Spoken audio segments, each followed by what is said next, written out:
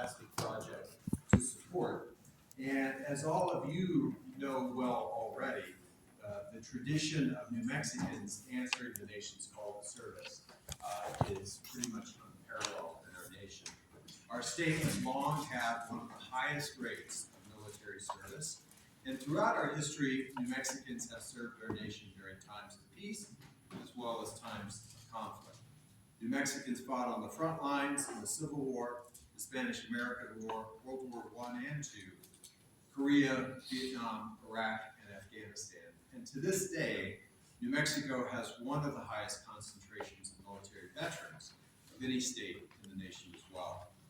Time and again, New Mexico's veterans have put our country first, and not out of blind patriotism, but rather out of true love of country, a remarkable devotion to what our country is, but also what our country can become. One of my most important responsibilities as New Mexico's senator is to keep America's promise to our service members and to their families. And because we owe our nation's veterans and military families much more than a debt of gratitude or mere words of appreciation, we owe our veterans action. And one of those actions that I am most proud of was passing the Honoring Our Promise to Address Comprehensive Toxics. I know that's a mouthful, but we call it in DC the PACT Act, passing that into law. The PACT Act is perhaps the largest healthcare and benefit expansion in VA history. The PACT Act provides long overdue recognition, health screenings, and treatment through the VA for toxic exposure-related conditions. Think of Agent Orange, burn pits, radiological exposures.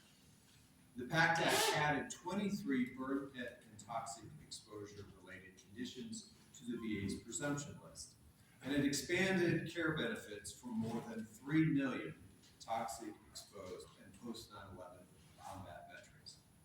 And it is providing every veteran with a toxic exposure screening during their routine VA medical appointments.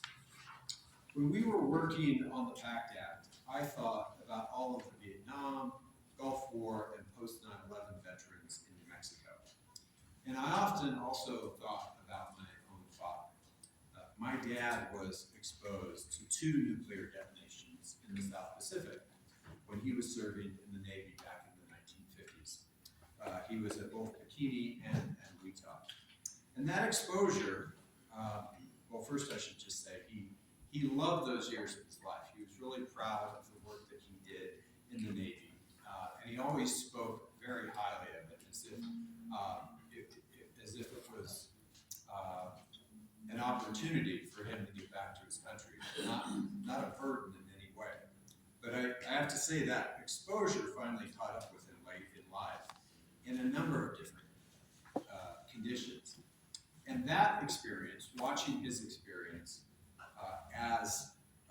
in his last decade, really drove home for me a hard lesson that I think all of us as Americans should understand, and that's that we send our service members to war, and we send them overseas, and even when they serve in times of peace, they still often come home with wounds that are not visible, not easy to see.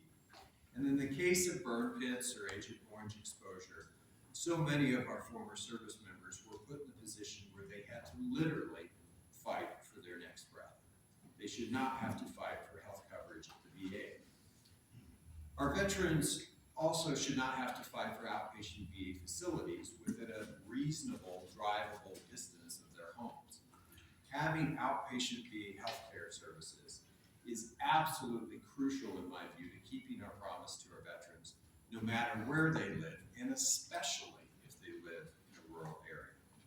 That's why we fought so hard to stop a proposal that threatened the future of our VA clinics in Las Vegas and Espanola and Gallup and Matone. Veterans from the entire state of New Mexico stood up and made their voices heard about why this was such a wrong-headed idea. And together with a bipartisan group of senators, I fought back.